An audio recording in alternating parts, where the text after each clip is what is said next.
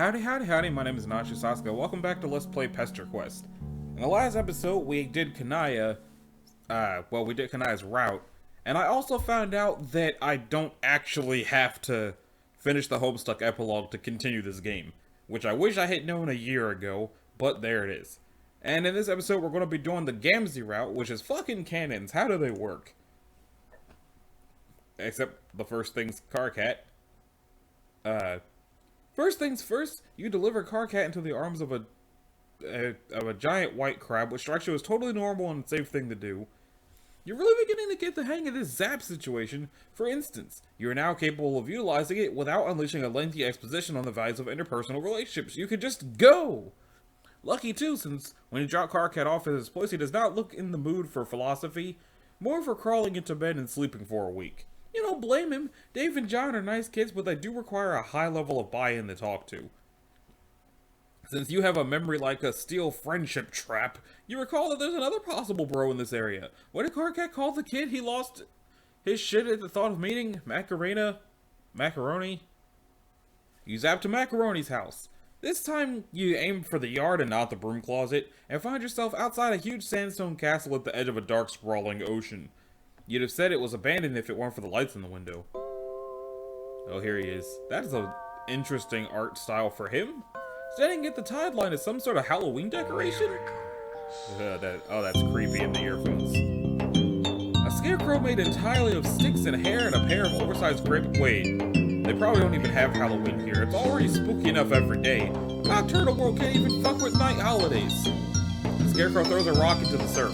Winding up his long, thin arm is a whole production, although the motion is surprisingly fluid. You edge closer, not wanting to alarm him, but needing to move the plot along at a reasonable clip. You clear your throat.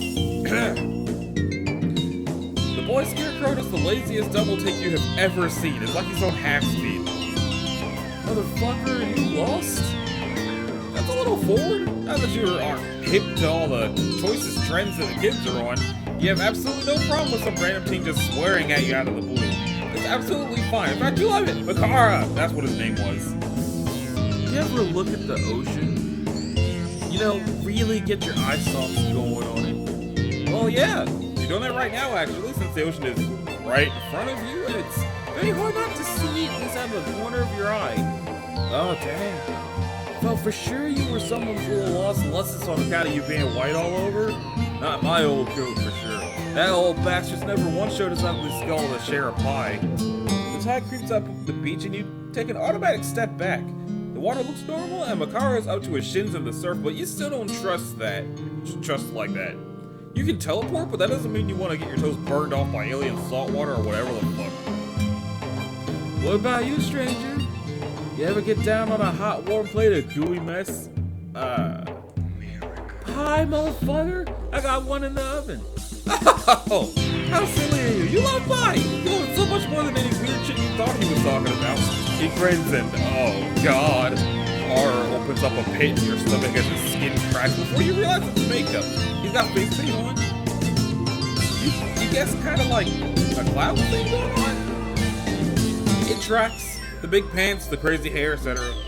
That's actually kind of fucking weird, but really not as weird as it should be. Like, everything since you began this frolicking friendship romp, this new information feels like remembering rather than learning. But right now, all you really care about is learning, or remembering, is that sweet pie this kid mentioned. Hell yeah. You got your pan all where it's supposed to be. In your sack. Gamzee. Come again? Gamzee. Bless you. My name, motherfucker. For a second, the kid's vacant stare sharpens. His gray eyes are looking looking down a long, empty corridor, but for just the briefest moment, you think you see something lurking at the end of it. Something angry. And then it's gone. Gamzee brings you inside his hive, which is lopsided and shakes when the wind blows. Whoever designed it definitely got their architecture degree online. It also smells a lot like weed. Take a step into the living room. Honk! Oh, Jesus Christ. There are like 40 little honk horns strewn around on the floor in a pattern that makes it absolutely inevitable that you will step on most of them on the way to the couch. You give up after a few seconds of careful hopping and just honk your way across the room. It's a goose party up in here. Oh yeah, brother, make that music. sometimes it all gets just too much to contain, you know what I'm saying? Gamzee sticks his head around the door to what you assume must be the kitchen. He's got flour on his nose. He thought he said the pie was already in the oven. What's he using flour for? The music builds up, don't it? It's like a miracle. Like a little ball of snot that's all caught up in your nose sphincters, or suck sphincters. You actually have no idea what he's talking about. You're pretty sure that's not your fault. A bunch of clattering and banging interrupts your thoughts. Dear God, what is he doing in there? How hard is he baking? Then you realize it isn't coming from the kitchen, it's coming from a different door. A closet door. What even is that? Oh fuck, it's you and Carcat.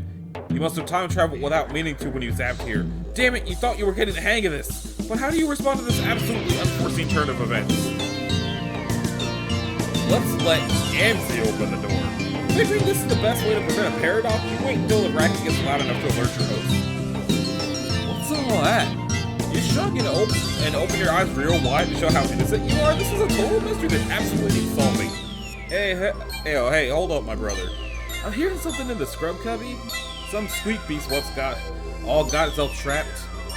The noise in the closet breaks off just as Gamzee throws open the door. Yep, same place as before. Other you and Carcat must be shouting at each other back in his hive. Well, he'll be doing most of the shouting. It really is a mess in there. Shit.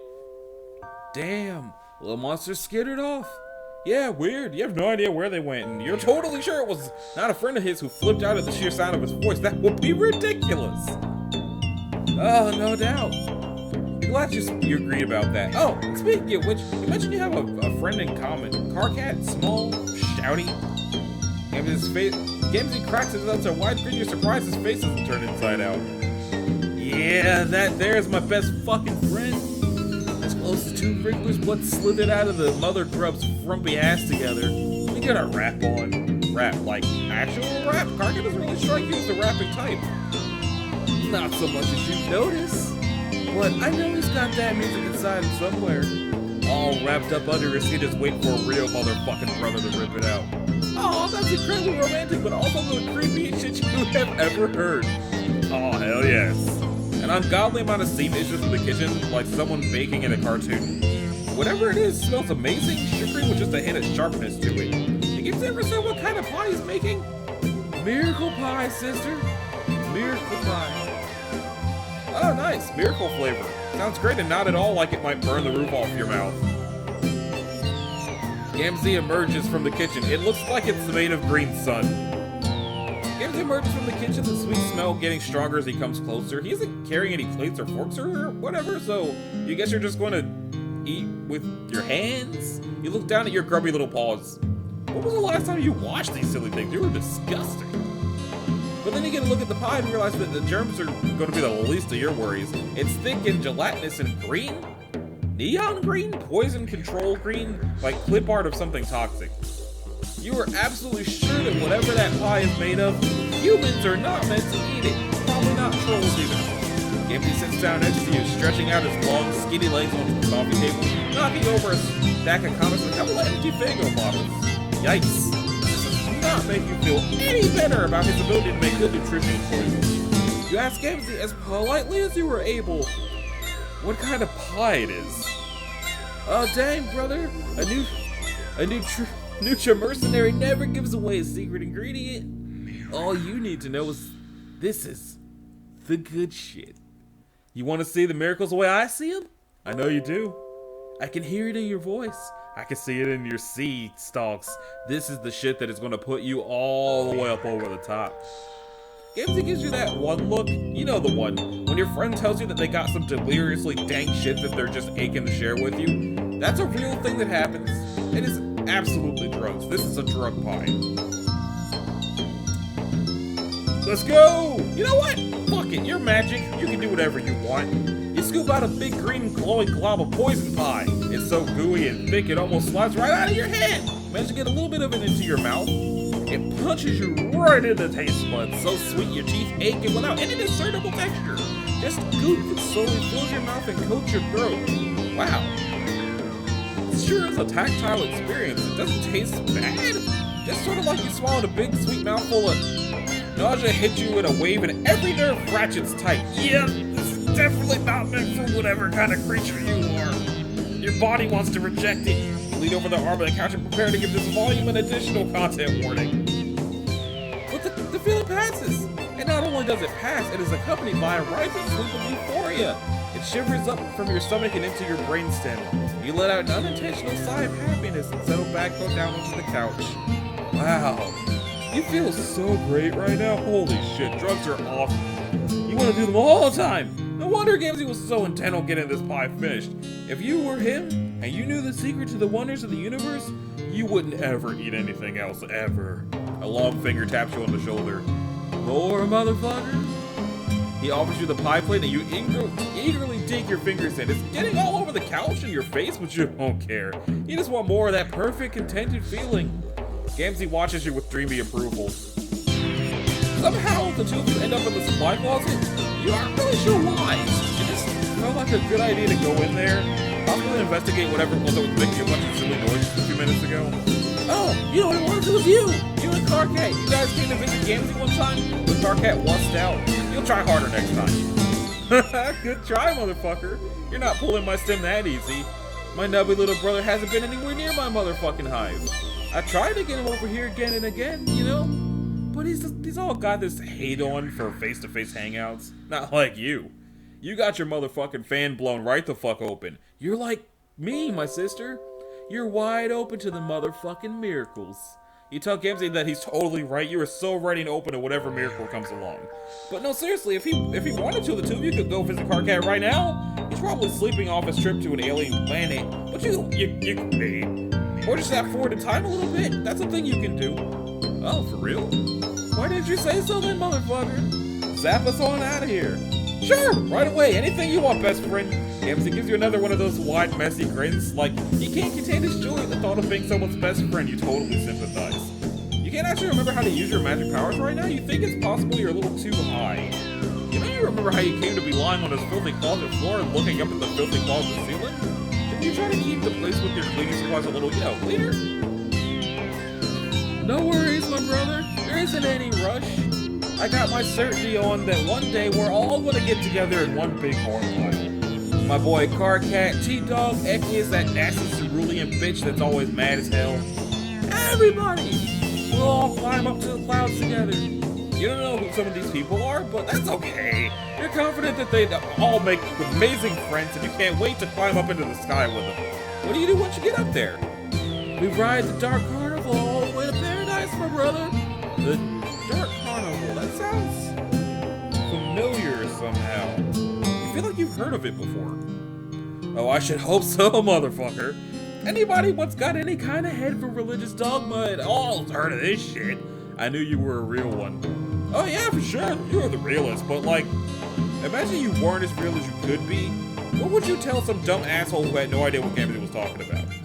The Dark Carnival is where the path leads to, my brother. Back in the old days, the righteous got their blood poured out when their time came. All that purple painting would bring massive circle. But nowadays it's more like a metaphor and shit. When a motherfucker dies, his soul's all ruptured up from his corpse meat, right? And that soul's got to all up and go somewhere, don't it? It's not about to just float around untethered. So it rides up to the carnival, where it gets all right and properly judged, to see whether it's been a good bitch or a naughty motherfucker. Anyway, that's how the miracles work. Right? Right, God, that sounds amazing. You really hope Gamzee gets there one day. Something jagged slams up against the haze of drugged contentment.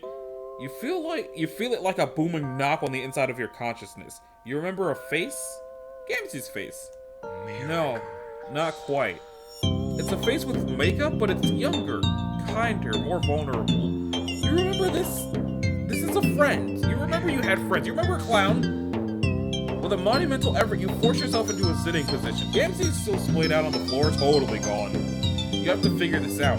For a split second, you had it. You shake your head, trying to clear it. You stagger up. Gamzee makes a sleepy noise and rolls onto his side. You stagger back into the living room, feeling your way across the wall till you find an ablution trap. Locate the sink and splash some water on your face, trying to focus enough to concentrate, but not enough to lose this thread. Somehow, you know that if you become too aware of yourself, like you're going to completely forget everything again.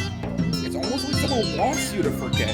Forget all of your friends and your past adventures. You close your eyes and picture that friendly clown face. A name drifts across your mind, almost close enough to snatch. There he was. Zap! All of your other trips through the narrative have been instantaneous. 1 second you're in a place and the next you're in another. This time the air feels warm and gelatinous, like trying to run while waist deep in water. The drug pie could just be fucking with your powers, but you know in the core of you, that isn't right. You are where you aren't supposed to be, and something here knows you're trespassing. Something here is awake, and it sees you. When your body goes through a series of shivers, not unlike when you first tasted the pie. Some distant layer of you knows that whatever you are experiencing is wrong and not meant to be seen by anyone, as if you've somehow gotten a glimpse into the subatomic level. Your vision stretches out in a long, empty corridor, and at the other end is... You slingshot back to Gamzee's hive, hitting the floor with what feels like every inch of your body. God, how can you fall on your knees and your head at the same time? Or your ass in your head. How is that legal? Even worse, you appear to have sobered up much faster than you have any right to. The high is broken like a fever and you are sweating through your trendy collared shirt. You turn. Gamzee has somehow moved himself to the couch while you were doing whatever it was. Trying to throw yourself into a part of the narrative you don't have permission to see. He looks significantly less stoned than before, too. Where'd you go, motherfucker? Go ahead, motherfucker. Oh, you just trying to pop in to visit someone? Someone you thought you remembered from your past and it went wrong? Somehow you're just getting the image of a T-posing figure, which is absolutely absurd. Damn. That's some deep nonsense right there. Some righteous fucking noise. Yeah, you guess so. Probably just the drugs, though. Gamzee looks at you through slitted, hazy eyes, and you realize that he's trying to explain anything to him when he's in this state isn't going to do any good. It's a fever dream. And that's probably exactly what it was. Shit, maybe this is what kids refer to as a bad trip. Is this what Gamzee does? Just sits in his hive all day and all the time and gets high? Well, that's a perfectly respectable way to deal with a hell place like Alternia, but... God, it makes you sad. All these kids you've met so far make you so incredibly sad. There, now you went bump yourself out. You're exhausted. You aren't doing the least amount of work for the highest possible reward here. You try to tell them that probably what you experienced was a miracle. Gamzee's beatific smile makes it all better. Victory! Alright, so that's the good ending, but I already know that the two bad endings are going to be a complete clusterfuck, so let's get right on that. Let's do the fastest one first. Open the door. You spring up to answer the door because that's what any good guest would do while their host is busy fighting a pie. You honk your way over, making more music on the way, miracles or whatever. You wonder what you're going to say when you see yourself. You'll probably be pretty surprised. Open up close the door is sort of warm. Not temperature-wise, more in an existential way. A narrative weight hangs around this door, and when you touch it, tingling heat shoots up your fingers. Man, this door is great. You don't want anything more than to open this door? Shit, you love this door! Just doors in general actually fucking amazing. You love to open them up and be in one place, and then walk through them and be in another. You twist the handle. You are forcibly returned to the start screen. Okay, so bad ending number 1, horrible time paradox. Wow. Let Gamzee open the door. Dare to resist drugs and alcohol. You take a deep breath and prepare to stand up to peer pressure. You tell Gamzee that you think you'll pass on the pie. Whoa, for real? Nobody's ever turned down a bite before? Really? How many people has he offered it to? Gamzee grins. Well, motherfucker, you got me there. No fear, brother, no fear. You gotta be all doing what you're feeling. No way I'm about to harsh your brother's flow when it comes to all their personal preferences or whatever. Oh, thank God. He isn't going to think you're uncool for not doing a drug pie. You can't exactly recall where you picked up the idea that alternative drugs are not a good idea, but you're pretty sure it's right. Maybe just a good general rule of thumb, avoid alien-controlled substances, or possibly all alien substances. Maybe it will be bad for you even if it wasn't drug pie. Your internal anatomy is still a mystery to you. Actually, Gamzee has taken this so well that you feel emboldened to go further. Push a little harder, man. You're really getting brazen with this after-school special shit. You suggesting to Gamzee that maybe, just maybe, he shouldn't eat the pie either. He raises both eyebrows and gives you a slow blink, looking from the pie to you and back again. He looks absolutely flabbergasted at the idea. Hasn't anybody ever mentioned to him that he should be careful of what he eats? Not even Karkat? Karkat absolutely seems like the kind of guy to want to micromanage his friends' lives. Might have said a thing or two. Once or maybe 2 times. Does Gamzee ever think about following his good friend's advice? Gamzee freezes with one long-fingered hand reaching for the pie. You can practically see the gears turning in his head. You catch another flicker of that flat, effectless menace behind his eyes, then he splits into another big sloppy grin. Fuck it! Gamzee rises nearly to his feet like he's on marionette strings, almost without bending his knees. Picking up the pie, he shuffles across the rumpus block and opens the window. He makes and holds eye contact as he throws the pie out the window. Okay, well that's one way to get rid of it, but what about the pie plate? Or where that came from? Anything I want, I just enter it into the computer and it appears outside the hive a couple hours later. Fucking miracles, man. Or maybe just same-day delivery? Is there a troll Amazon? Gamzee lets out a creaky laugh. It makes you a little nervous and you can't quite pinpoint why. Slow down, brother. You're talking all the deep motherfucking heresies today. Turning down a perfectly good pie would have got us well and truly seeing the glories of what's the Messiah split up on this planet. Don't take away my miracles, too. Well, you didn't make him throw the pie out the window, you just made a suggestion. He didn't have to listen to you. No, you got the right of it. We'll do it your way. You never know. The old goat might come home for once, and he never likes it when I fly high on pie. Well, if he's sure.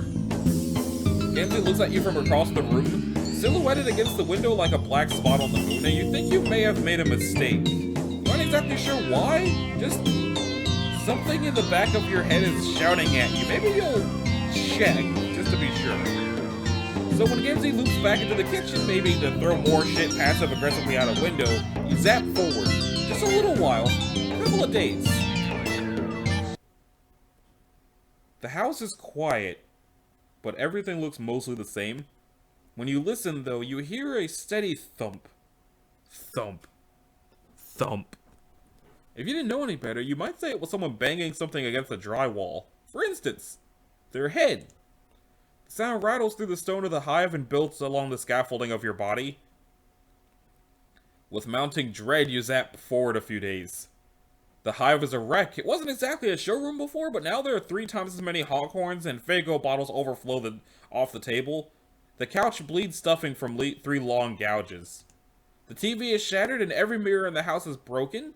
Every shiny surface slashed past recognition. It's like someone didn't want to see themselves. Gamzee? Oh god, what happened? You zap to Karkat's hive. He knows Gamzee. He'll be able to tell you. Oh god. Red. Red everywhere. It's on Karkat's bedroom walls, the floor, even arcing up to the ceiling. Karkat's red blood. You never got a chance to talk to him about it.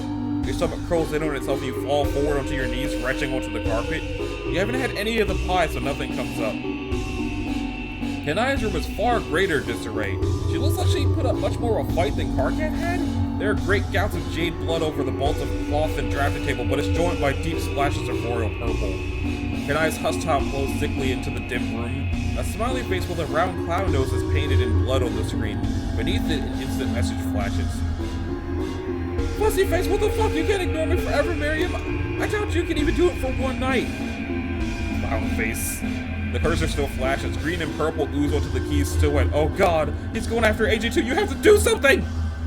You appear in a tall stone room. You've never been here before, or maybe you have. Maybe you've already made good friends with this particular troll. It really depends on which option you chose at the beginning of the volume. God, why didn't you think that? Why did you think that? Why isn't your brain working? What the fuck is wrong with you? You feel like you know all of this, but not. Like you watched it all happen to somebody else. From the distance you hear a telltale honk. Ice sheets up your spine. That is the most cursed noise you have ever heard in your life. Jesus fuck. You are going to have nightmares filled with brass instrumentation provided you don't die immediately. Oh, hey there, motherfucker. You're late. Oh, hey, Gamzee, you sure look totally fucked up. Green and crimson painted shirt, splashed up his arms to the elbows. It's like a fucking Christmas up in here. 3 deep purple gouges intersect his face, still bleeding freely. Shit, dude. You should have kept doing your drugs if this was the alternative. Talk about an overreaction. Overreaction? It's no fucking reaction. Little aberrant speck of worm meat. This is the true God's judgment. He came to me, motherfucker. Spoke his words in my ear. He's the only one what's ever bothered to say motherfucking truths to me. Who came to him? Who was speaking truth? Don't worry. You'll meet him soon.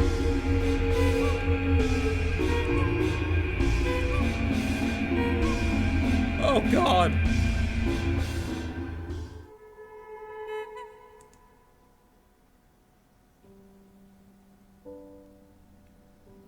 Well, I knew that bad ending was gonna be rough, but holy shit! Whoo, man. Whoo. Okay, so... did Gamzee know that eating the pie was the only thing stopping him from killing all of his friends and that's why he was doing it? Or did he not know? Because it sounds like the whole time it's entirely possible Lord English has been knocking at the back of his brain the entire time and he was eating the pie to keep him out. But it's weird that he would have listened to the MSPA person to stop eating the pie but never listened to Carcat. It's weird. But it looks like the Route 2 is Vriska. So that's what the next episode is her. And then we got Equius, Terezi, Tavros, Aradia, Nepeta, Solus, Eridan? I forget his name. I know I don't like him. And then the other kids. I'm surprised we don't have the other troll versions. If we have them, I was half expecting the other trolls. But I wonder if we're going to get to save... it is pronounced Aradia. Oh, I'm sorry. Aradia. But I wonder if we get to save her from dying. Or if we're not going back that far. In any case, that about does it for this episode of Let's Play Pesterquest. In the next one, we're going to see what madness happens to and with Vriska. If you liked it, a like and a subscribe will be groovy. If you didn't, you need to do either one of those things. If you want to click the bell, you can do that as well so that you're notified of future uploads. And I will see y'all in the next one. Later.